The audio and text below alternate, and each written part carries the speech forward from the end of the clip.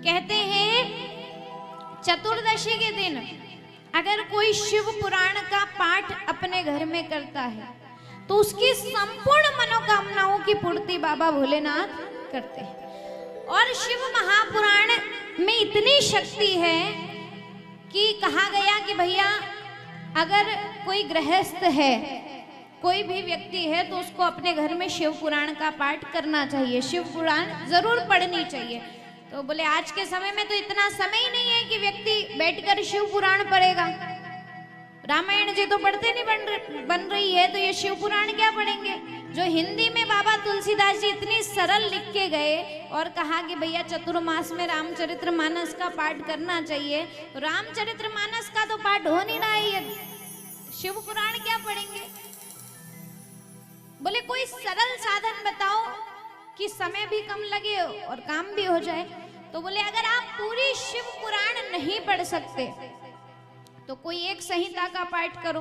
बोले इतना भी समय नहीं है कि एक संहिता का पाठ कर सके, क्योंकि व्यक्ति आजकल बहुत ज्यादा वीआईपी हो गया है, सब काम के लिए समय निकाल सकता है, भगवान के लिए नहीं निकालता।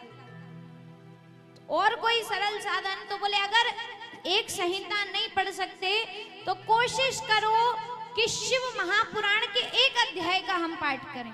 बोले वो भी नहीं होता, वो भी करने वाला ही करेगा, हर कोई वो भी नहीं कर सकते।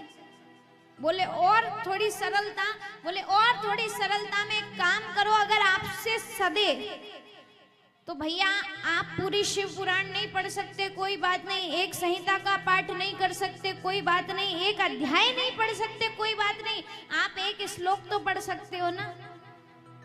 इससे ज्यादा भगवान और क्या करे आपके लिए बताओ। बोले एक श्लोक का पाठ करो। बोले जिसको पढ़ना ही नहीं आता हो वो क्या करे।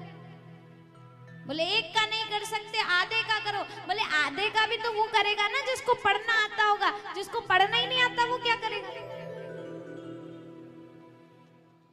शिव महापुराण का आधा श्लोक भी अगर व्यक्ति प्रतिदिन पाठ करता है तो उसके जन्म जन्मांतर के पाप नष्ट हो जाते हैं। इतनी शक्ति है श्री शिव महापुराण। और सरलता बताई गई। बोले अगर कोई व्यक्ति ऐसा है जिसको पढ़ना नहीं आता तो वो एक काम करे कि शिव महापुराण के हाथ जोड़ ले, दीपक लगा ले, उसका उतने में ही उद्धार हो जाएगा, पढ़ने की भी जरूरत नहीं। और इससे ज्यादा भगवान क्या करे आपके लिए बताओ। हमारे संत कितने दयालु